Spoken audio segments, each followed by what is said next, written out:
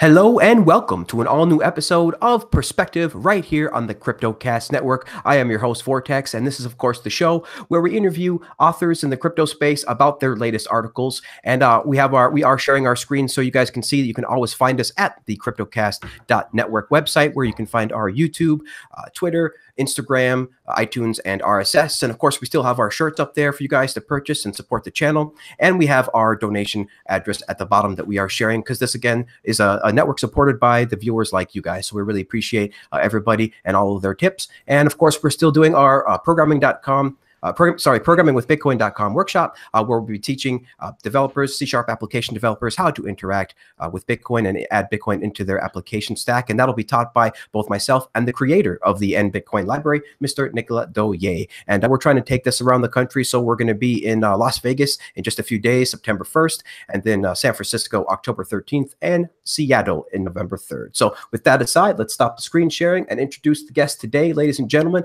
You all know him, Mr. Jimmy Song. Thanks so much, Jimmy, for being here. How you doing, man? I'm good. Trying to keep my head above water. I got way too many things to do. So yeah, Jimmy, you are, I'm sure, as people know, one of the busier people in the crypto space. And so I wanted to talk about that a little bit today, and with your recent article. And I think that this is a pretty important article. The name of the article is called "Why You Can't Shortcut Trust." And I read this, Jimmy, and I think that more and more people need to understand this. Me and you, people like yourself, myself, or people like you and myself, Tone Vase, we try to push this and understand this. And this is kind of a basis of Austrian economics. But, there's this whole other group of people out there, the Keynesians and the blockchain people and Silicon Valley, that I think really need to understand some of this stuff. And so I wanted to bring it up with you today, Jimmy, and maybe you can start us a little bit off by why you decided to write the article, and maybe what was your overall goal, and then we'll dive into it a little bit.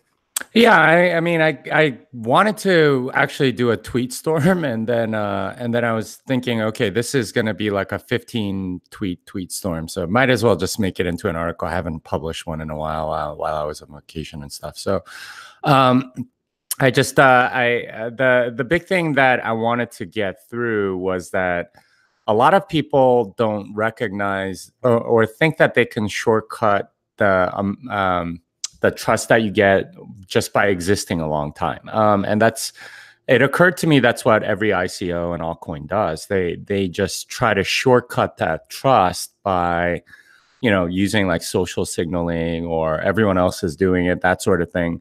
And that's what makes Bitcoin different. So I wanted to point that out and make it clear, like you can try to do all these other things, but the only thing that people actually trust is lasting a really, really long time. And that's how you get people on board and so on. So, thinking about that and going through what the implications were, the main one was, if you are making a cryptocurrency, then you need to optimize for longevity.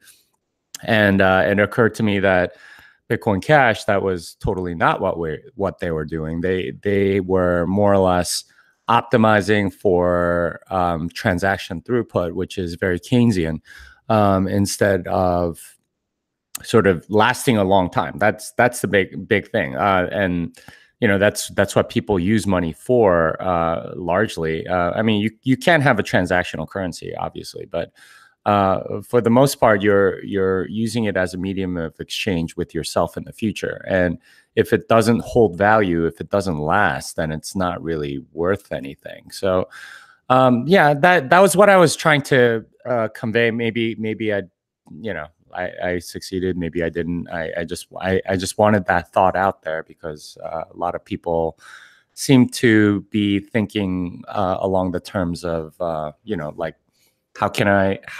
can't we just make a money that's better? And well, you kind of need time for that to work. Absolutely great points, Jimmy. And I think you got that across to me in the article, because again, here we are, talking about this. Again, these are some really important points. So maybe we can just start in the beginning of your article, and maybe have you talk a little bit about how trust in money is established. Yeah. Do you want to bring it up? How do you want to do this? Sure. I'll go ahead. I'll go ahead and bring it up, and then I'll let you talk about it here. There we go. And screen share. There we go. Go all the way to the top, and we can talk about it from the beginning. So if you haven't read the article, the big thing is establishing trust in money, right? And we're not really used to this because, for the most part, the government sort of imposes a particular type of money on you, and we're not really. I don't think this has been studied that much, how people gain a trust in money, because really we haven't had new forms of money in a while. And generally, if it's sort of imposed on you, you can't really do anything about it. If there are legal tender laws or something like that that force you to utilize a certain currency, then you're kind of forced. There's no real choice in there. So I try to go through this. I think VJ wrote an article on how something becomes money. This was sort of a way to expand on that a little bit by talking about how do people actually end up trusting it, right? Like what's the main thing required in order for them to trust it. And in order for them to trust it, they need to trust that it will hold its value, and that otherwise you start trading it at a discount, and then you get hyperinflation and so on. And one of the things from Saifedean's book is the story of like glass beads in Africa. Glass was relatively rare in Africa, so people were using it as money until the Europeans came, and they decided, okay, well, we can manufacture glass beads real easy. So they just flooded the market with glass beads, completely destroyed their economy and currency as a result. And the same thing happened with rhinestones, right? Like these are giant stones that you carve out. Some European captain figured out how to create these giant ones using dynamite and carving tools that the people that were using the rhinestones didn't have access to. Completely flooded the market, largely because it was relatively easy for them to create that monetary medium. And so scarcity, or the permanence of scarcity, ends up playing a really, really important role in money. If you have no trust that it's actually going to stay scarce, it tends to just sort of drop out very, very quickly. And that's something that's hard to establish because you don't know what's actually trustworthy in that regard. I mean, you can take a guess, but you don't really know. And you have to, there's always new things coming along, new technologies and so on. And for a long time, people were doing alchemy, trying to figure out ways to cheaply produce gold. And, of course, we now know that that's impossible, more or less. But had they been successful, that would have stopped becoming a monetary medium, largely because the scarcity would have gone away. And that's something that we have to be very careful about and know about, is that the only real way you can trust in something is through time. This is said over and over again in Nassim Taleb's books about how time is a very good source of enough entropy and volatility and stuff like that to shake stuff like that out. Right now, we actually writing this article and thinking about a lot of these issues, I've come back around to, or I used to be very pro privacy and adding confidential amounts and stuff like that. I think I'm starting to turn the other way. I think you need them in the clear in order for people to trust that the math isn't broken. You know what I mean?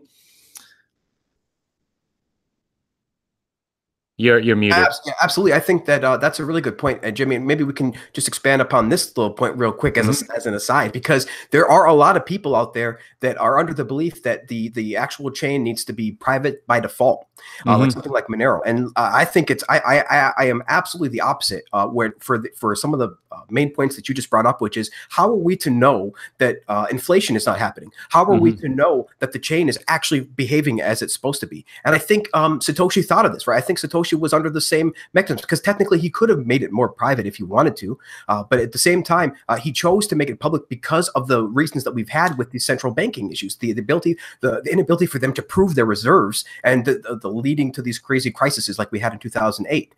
Yeah, I don't know if he knew. I don't know if like he knew enough about Peterson commitments and things like that to be able to do something like confidential transaction amounts and stuff.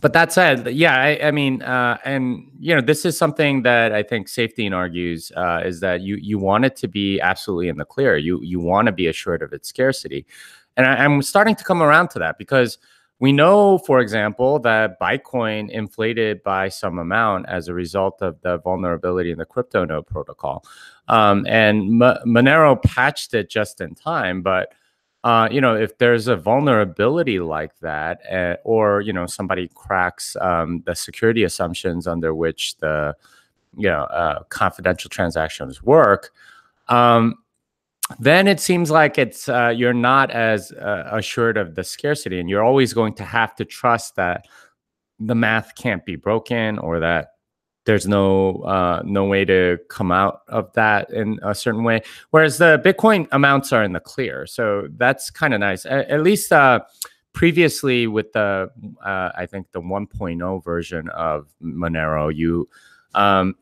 you had these ring signatures and such that you at least had some of the amounts in the clear, but it was like bills and change. So you had to have like a 10 Monero output and a 5 Monero output. Like you had to get like so many more outputs, and the transactions ended up becoming huge. So they moved to the confidential transaction model that Greg Maxwell had written about.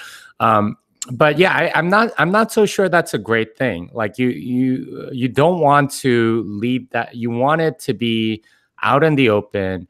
You don't want to make that many assumptions because, I mean, potentially somebody could inflate Monero or Zcash and you wouldn't really know. And that's not a good thing. That's not a good thing. And, the zero knowledge proofs rely on a lot of different security assumptions, many of which are kind of novel.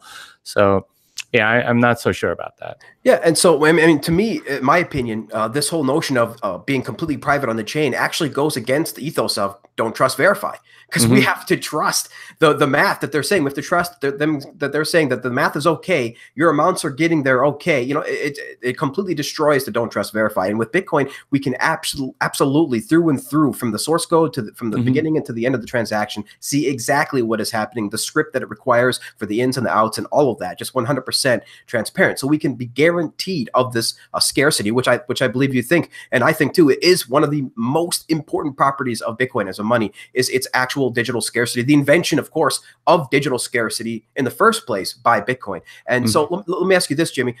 What about, because another thing I try to tell people about why privacy on the main chain, at least by default and in entirety, is bad, is because of scalability. I don't think that the privacy tech that we have today, Jimmy, is really scalable as far as we need it to be right now. Now they're working on this and it's getting better every day. But what do you think about the argument that privacy is not going to be ready to be by default, even if we wanted it to scale to the world for many, many years? Well, I mean, I think it's inevitable that it will be scalable.